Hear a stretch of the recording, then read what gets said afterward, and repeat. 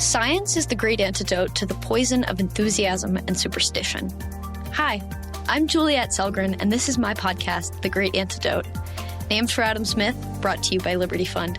To learn more, visit www.adamsmithworks.org. Welcome back. The media seems to constantly be buzzing about energy, everything from where we get it to how we store it to how much we have to what to do with it. But today, on February 8th, 2023, I'm excited to welcome Eli Dourado back to the podcast to talk to us about energy superabundance, from what it is to how we get there. Eli is a senior research fellow at the Center for Growth and Opportunity at Utah State University. Still and always will be a mouthful. And he has a blog, elidourado.com. Go check that out. Welcome back. Thanks, Juliet. Great to be with you again. So, before we get started, what's the most important thing that people my age or in my generation should know that we don't? I think it's that the world in the future could be better, right? And it matters what we do today to get it there. So it will be better if and only if we take the appropriate actions now. And the reason the world is not better now than what it could be is that people didn't take the appropriate actions in the past, right? Like we've been stagnating economically for the last 50 years. So you can blame past generations, and you can choose to take the right actions, to take a different course, and get us back on track. This ties in so nicely to what we're going to be talking about. So let's jump right in. I want to clarify some things first. What is energy, and what parts of our lives does energy touch? It's kind of a simple question. We could back way up, right? Like energy is like a fundamental property of the universe, right? It's like one of the fundamental quantities that exists in physics, right? Matter and energy are kind of the big things that physics is concerned with. But I think how we think about it in society and in non-physical terms, it's like the ability to harness our ability to harness and master that like sort of fundamental physical quantity, right? And so to harness it for human ends and to use it for our own purposes. So within energy, I think there's like lots of different kinds of energy. There's lots of distinctions. There's like primary energy, and sometimes we measure just electricity and not primary energy. So primary energy would count the energy that you use to generate electricity, which usually costs you some additional energy to convert certain kinds of energy into electricity. There's energy that's available for different kinds of uses. So there's energy that is available for sort of a stationary use, like electricity on the grid, or there's gasoline in your car, which is mobile, right? There's batteries, which are mobile. There's different form factors. There's all different kinds of batteries and different chemistries that allow the batteries to have different properties in terms of how fast they can charge and recharge, how much the battery weighs for the amount of energy that's in it, and so on. So there's I think a wide array of different kinds of energy that we're concerned with, but broadly it's about harnessing the physical quantities of the universe for our own ends. And so, I mean, there's gas in my car and there's battery in my phone, but it impacts things like food also, right? And just absolutely, human movement. And yes, right. Yes, absolutely. Yeah, we use energy to make fertilizer, right? Which without which we wouldn't be able to grow as much food as we do. We wouldn't be able to support as many people on the planet. We use it for tractors. We use it for, construction. We use it for just so many fundamental things. We use it, obviously we use energy for transportation, for moving around. If I think a lot about like, what what if we didn't have transportation systems that could, fly you across an ocean in a day or less, right? What would happen to global commerce? Like it would I think you would have like way fewer international business deals if you didn't have business travel, right? And just the scope of the human ability to cooperate, to trade, to sort of have like this extensive economic network, that would all collapse and we would all be poor. So energy is in a way, I think in a deep way, it's kind of is really fundamental to our standard of living. And I mean, what's so beautiful about it, and what you communicated so well in your explanation of what it is that it's such a fundamental part of the world we live in, and the fact that humans were able to essentially capture it and utilize it by changing the direction where it moved, where it went, what it did. That's crazy and beautiful to me. So then, what is energy superabundance? Well, so that's the title of a paper that I wrote with my colleague Austin Vernon, who's now a senior visiting fellow with CGO, and we kind of we started by really noting the fact that energy, total aggregate primary energy consumption in the U.S. has actually declined over the last 45 years or so. So it was the sort of peaked in 1977 or 1978. And, I think that, the economy has obviously grown since then. So we are doing more with less, you could say. But we kind of wanted to look at the question of, what would it be like to do more with more? Like how would like sort of our basic economic recipes change if we could have more energy instead of, less? So instead of, basically instead of trying to do like kind of the same thing we're doing now, except with like slightly more efficiently and with like a little bit less resource use, what if the resource just were not that scarce in the first place, and we could afford to waste more, right? We could afford to take it to lower value marginal uses. How would things be different? And so we're kind of trying to decide how we define superabundance. And it kind of, this took me down a road of like looking at how energy works in other countries.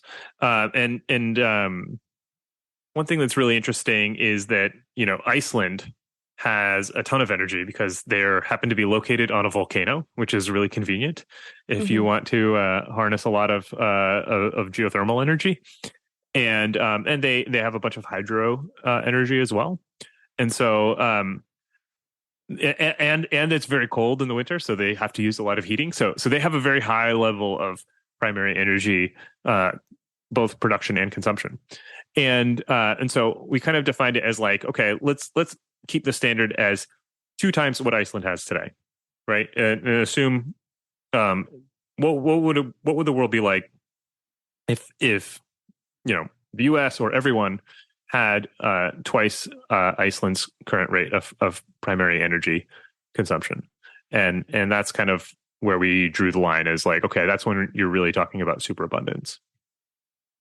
So then, I guess like, why? Not why do we want superabundance, because you explain that, but can you tell us about what would come with having superabundance? What does that world look like? Well, it's a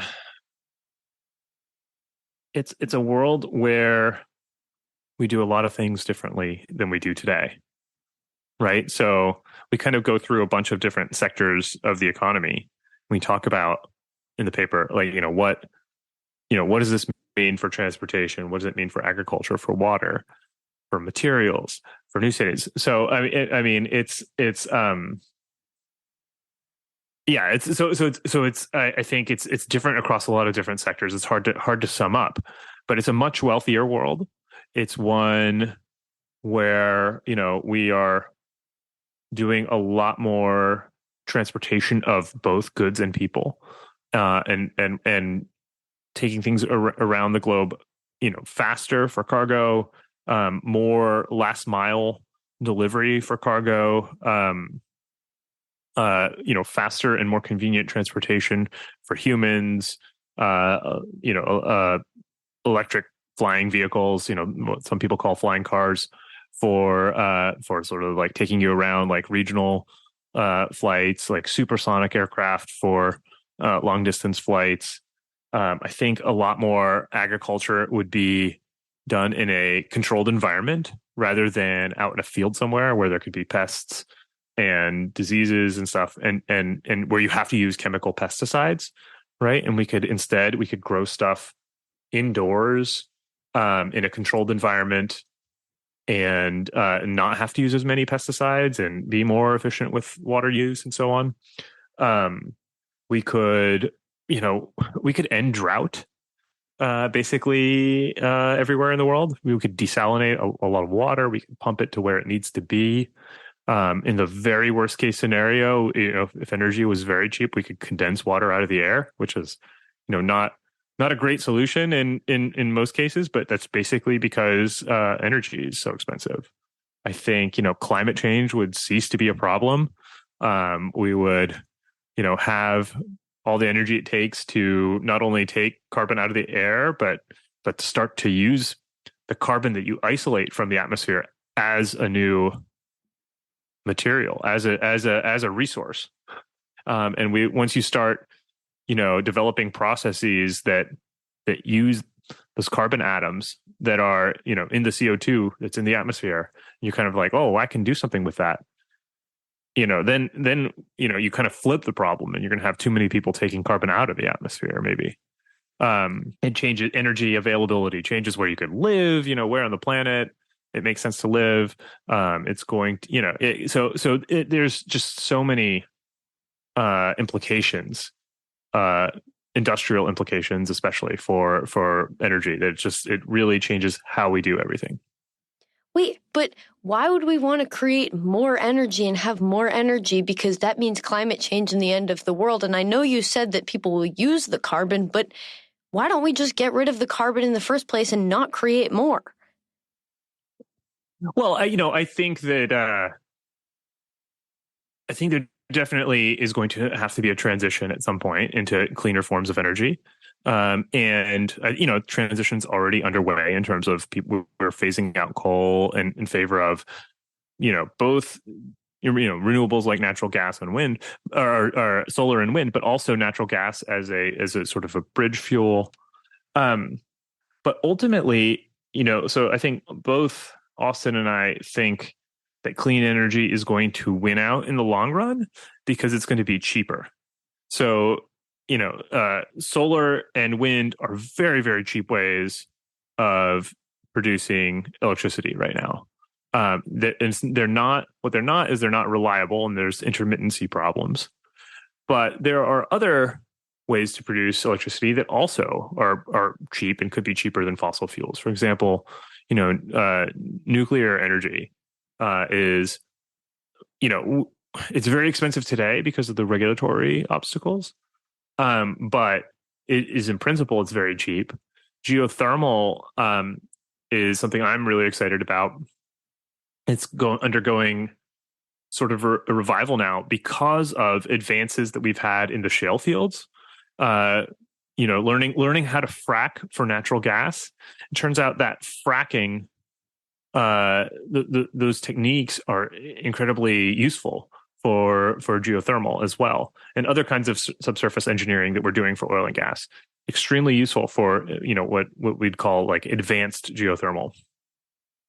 And so ultimately, the sort of the scale at which we're thinking, it both relies on and expects clean energy to be a better way of doing it.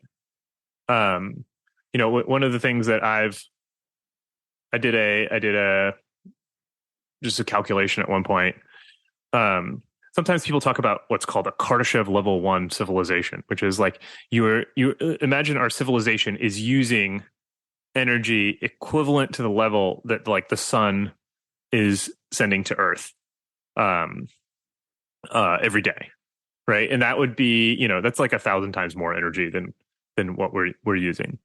If we got to there and we were trying to do that all on fossil fuels, we'd run out of fossil fuels in 45 days. So just, like if you actually care about energy superabundance, it's not going to be fossil fuel based. It's going to be based on other technologies. Well, so then, I guess my next question is that we already have the government intervening and pushing people towards using cleaner energy sources. How is that working out? Well, it's not working out very well. I mean, it's working out well in the sense of like there are a ton of subsidies, so it's good for the companies that are trying to do this. Where it's not working out well is that we've made the mistake of introducing subsidies while not removing obstacles. So, for example, one issue that I've worked on a lot is geothermal permitting on federal lands. So if you want to drill a new set of geothermal wells, the normal way to do that is to find some place where there's a good energy resource, like where there's hot under the surface, and a lot of that happens to be on federal land. So you could go to BLM and offer to lease the land and tell them you want to put a geothermal plant there. To get their permission to do that is a multi-year period. Whereas to do the exact same thing, but to drill for oil and gas, that takes like about 2 weeks. So the permission that you need to deploy some of these energy technologies is what is lagging. And all the subsidies in the world, they're not going to be very effective if you are subsidizing people to run into these obstacles that then hold up the actual deployment of the project. So it's not working well.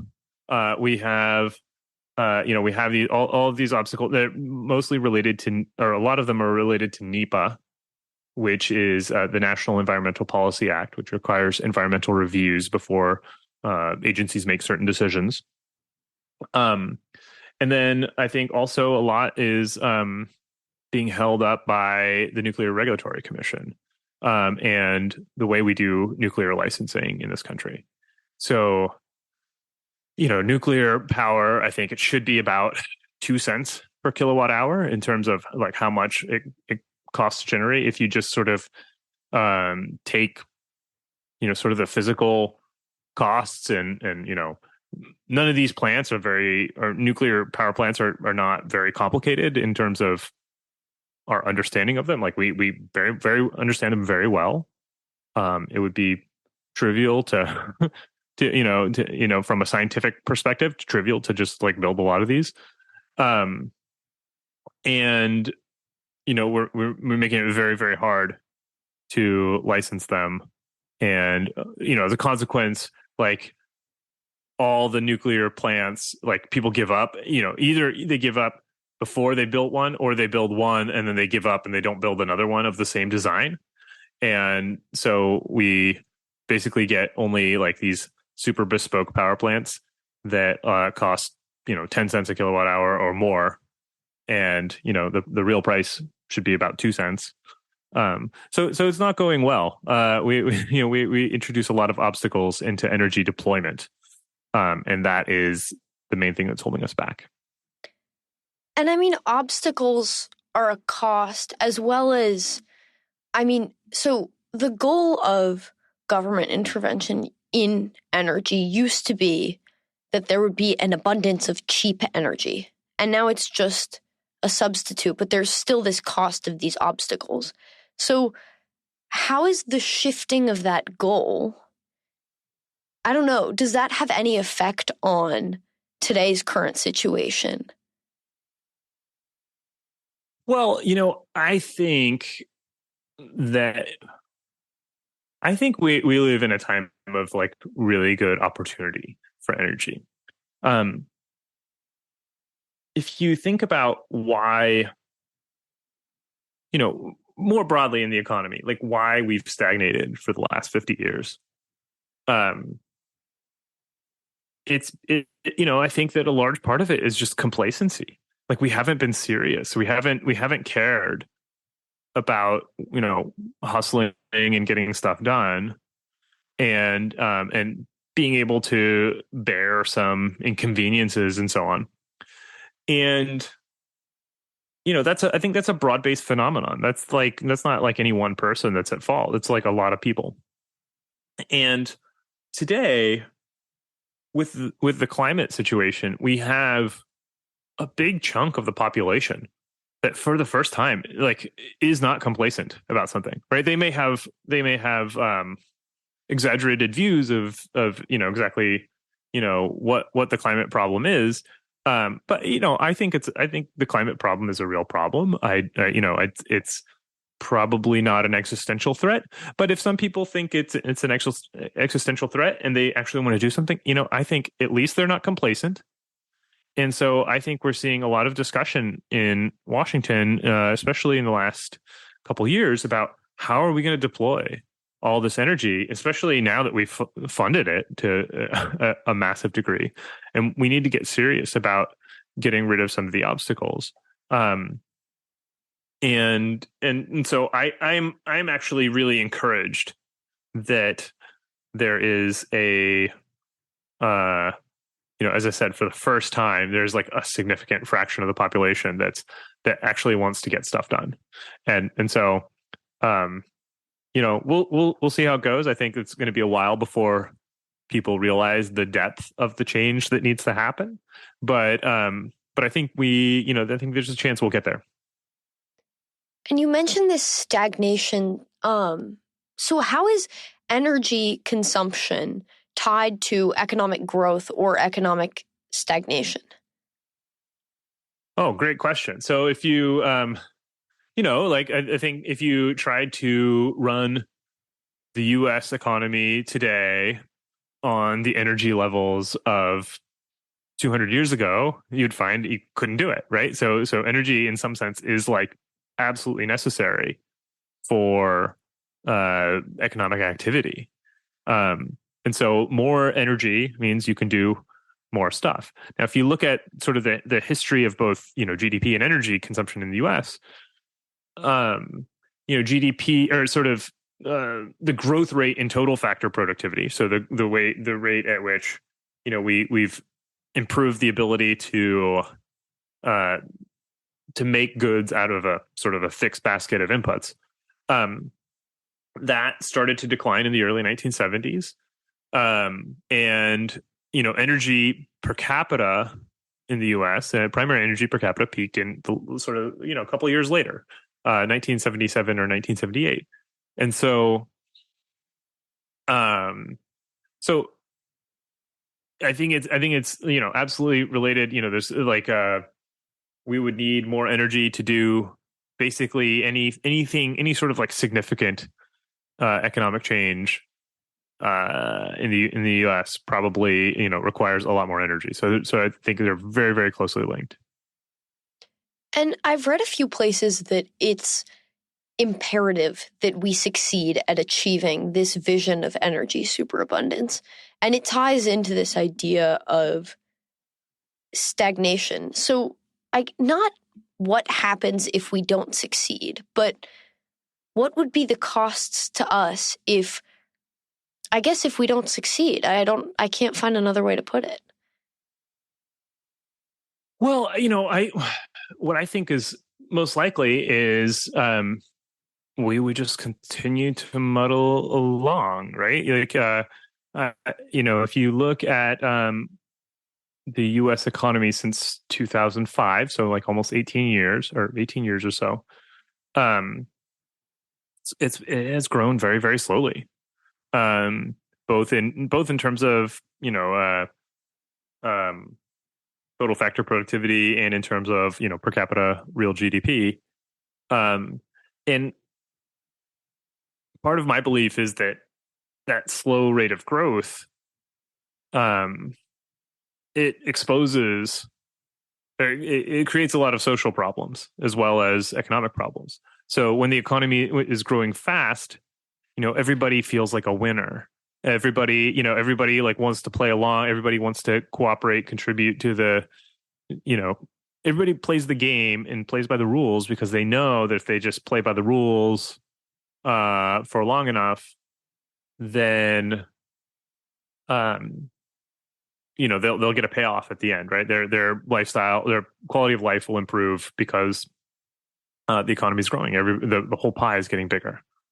If you introduce stagnation, or even and I'll note that like a bunch of countries, Juliet, have been regressing in terms of total factor productivity. Like Italy has declined in total factor productivity over the last 20 years. So basically, if you have that kind of environment where people feel like I can play by the rules, I can do my job, like my life still isn't going to get better, there's no way to get ahead, I think that creates an environment where people want to defect instead of cooperate, right? They want to, they'll shift to more of a rent-seeking mode, or they will try to take what other people have instead of trying to create their own value, and that's very damaging for a society. And I think with the slow growth that we've had, especially over the last 18 years, it's I think we see a lot of that in politics. You see more populism, you see more nihilism, frankly, and that's not what we should want. Nihilism. You said my new favorite word. Not favorite because it's a good word or a good affliction, but favorite because I don't know. It's fascinating, and I don't really agree with it. But moving on. So you mentioned productivity, and I mean, this is kind of a basic econ question, but what is productivity? What does productivity mean for a person? Is that a super cold, calculating way to analyze a person or a worker?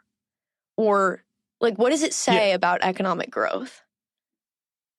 Yeah, so there's different kinds of productivity that economists talk about, and one of them is like, I think that you're referring to is like labor productivity. It's like how much does a worker produce in an hour? And so you could take like, say, all the economic output of the U.S. and the number of labor hours that went into it, and come up with a number of like how much every worker produced in an hour, or some subset too, right? Different kinds of workers and different kinds of output. The other way to think about it is that I prefer is total factor productivity. And so it's basically, instead of saying, well, labor is the only input that we care about, you say, well, what if we take a diverse basket of inputs, right? And it's just statistically valid, like sliver of the economy. And you say, okay, assuming we have these amounts of inputs, how much can you make? How much output can you produce? How much GDP can you produce with, if that's your basket of inputs, right? And so I think that's one of the best ways of looking at economic growth, is to look at total factor productivity. GDP has the flaw, of course, that you have to adjust for inflation. If you do that, you get real GDP, which still depends on population. So you kind of have to say, okay, well, let's take real GDP and let's divide it per capita. Okay, so you have real GDP per capita, and it doesn't adjust for the fact that you can work harder or longer. So we could increase real GDP per capita if we enslaved everybody and made them work 20-hour days. Maybe that would increase output, or at least some portion of the population. If you did that, it would increase output. But we actually, we care about the inputs too. We care about how much labor we have to employ. We care about how much savings we have to have, and how much consumption we get. And so total factor productivity is just I think, the purest way of looking at how an economy grows. And I think it's determined by basically just essentially two things. So one is over the very long term, you can think of it as like in part by ideas. So if you think about, why can we produce more today than we could 200 years ago? It's because we know a lot more science and engineering, and we have a lot more economic recipes that we can pull from. And then the other thing that really matters is institutions. The science and engineering knowledge, there's nothing that stops it from being used in other countries as well. But those countries don't produce as much, and well, why not? It's like, well, maybe the institutions aren't as good. Or you get like I give the example of Italy before, which has had declining total factor productivity, but not just Italy. Like Brazil has declined since about 1980. Venezuela has had a huge decline in total factor productivity. And why is that? It's because the institutions have deteriorated as well. So if you kind of think about, what are we actually trying to do? Is we're trying to get, more economic recipes that we can use, and that through better institutions, we're able to use them and cooperate in ways that enables us to use them. And so that's sort of the high level way, I think, of thinking about productivity and growth. So then, you've talked a little bit about the red tape that blocks people from being able to enter new forms of energy production and stuff like that. But what role has the regulatory state played in this stagnation? I think in energy, both energy in general and stagnation, energy in particular and stagnation in general, I think the regulatory state has been a pretty big factor. Certainly, in terms of the curve we were on in terms of energy consumption per capita until, say, the Nuclear Regulatory Commission was formed, was pretty good. It was growing at about 2% a year per capita. And if that had kept going, we would be at about 3%. About 3 times. We'd have about 3 times more energy consumption today. We'd be 75% of the way to this superabundance definition that I'm talking about. So we'd be almost there. And so that's been a role, that's been a player. As I said, NEPA has been just such a massive, underrated, and across every sector, but especially energy, has been a factor. And in other sectors, maybe it's different aspects of regulation.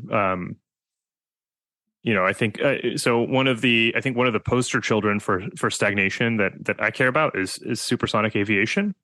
So supersonic flight means just traveling faster than the speed of sound.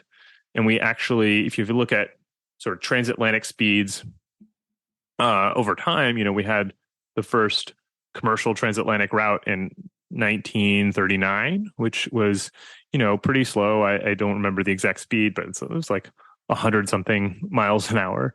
Perhaps it would take you, almost, I think it took basically about a day to get across the Atlantic on an airplane. And then we had, from that we worked up to Concorde, which in the mid 1970s, you could buy a ticket and get across the Atlantic in 3.5 hours. And that's something you can't even do today.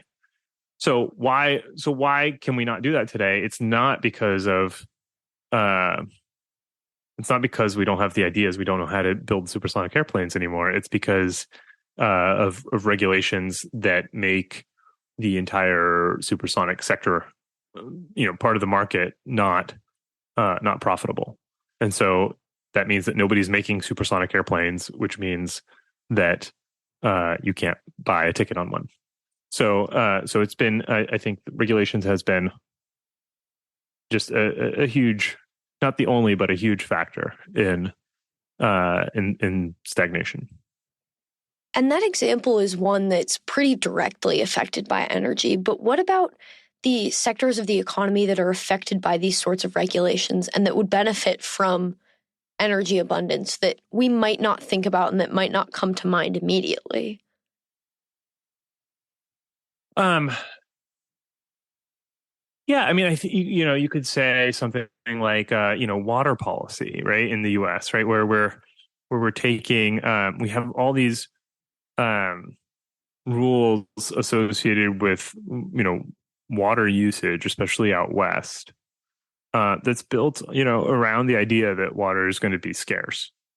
Um, and if we if we were willing to just literally, it's just like a question of desalinating water, which we know how to do, building water pipelines, which we know how to do, you know, pumping the water to where it needs to go, which we know how to do. If we were willing to just do that, water wouldn't have to be scarce, right? And you wouldn't have to have this big regulatory apparatus like governing the use of water.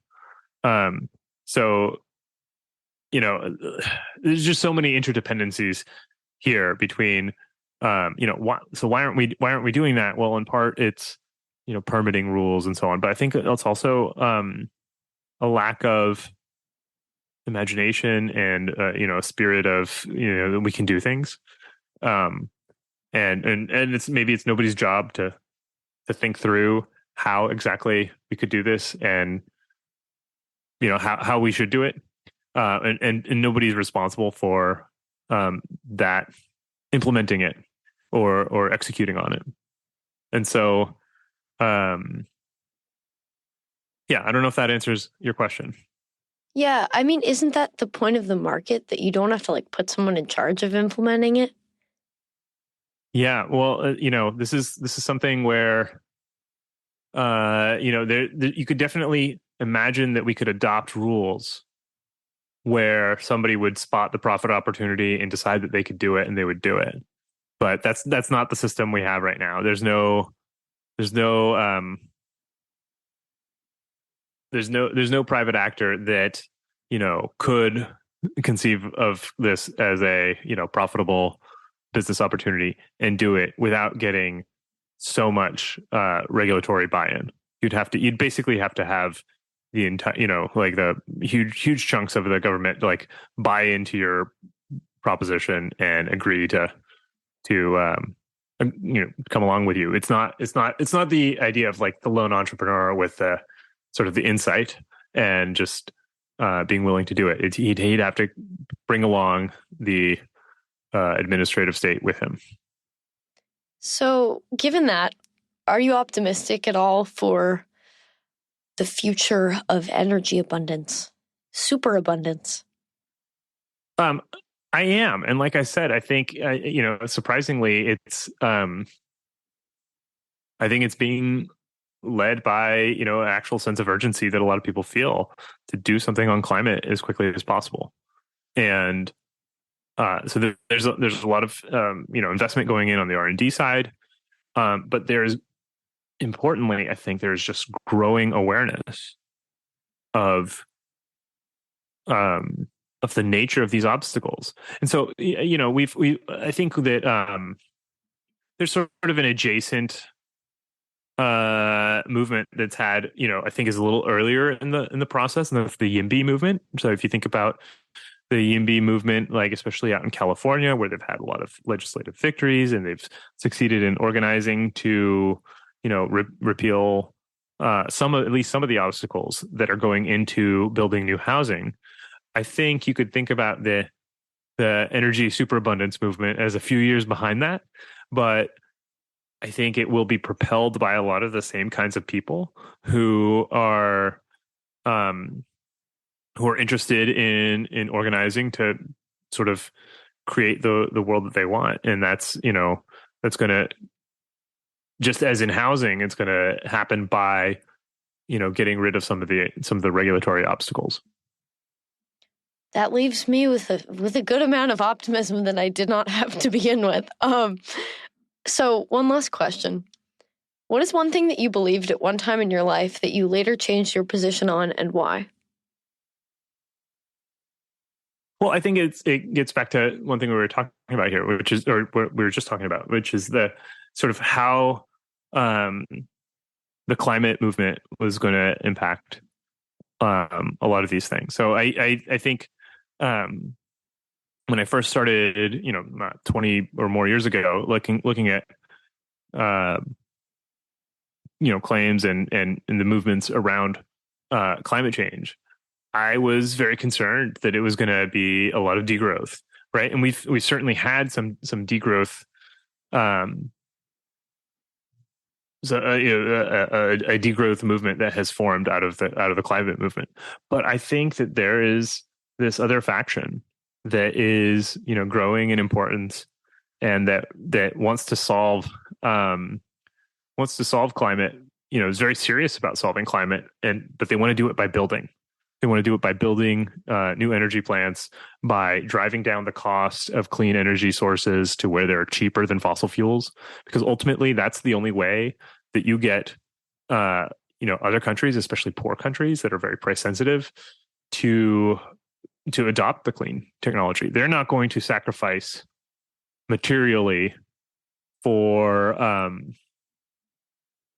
for the benefit of the climate. They're already poor. They don't want to be even more poor, right? And so I think a lot of people have realized the need for abundant clean energy, and that's that's come out of the climate movement. So I've really made my peace with the climate movement. I'm not worried about degrowth winning in the end. I think that it's like going to be a force for good, that we're acting now to address the climate.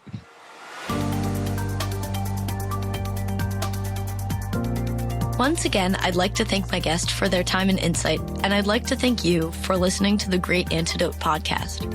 The Great Antidote is sound engineered by Rich Goyette. If you have any questions, any guests or topic recommendations, please feel free to reach out to me at thegreatantidote@gmail.com. Thank you.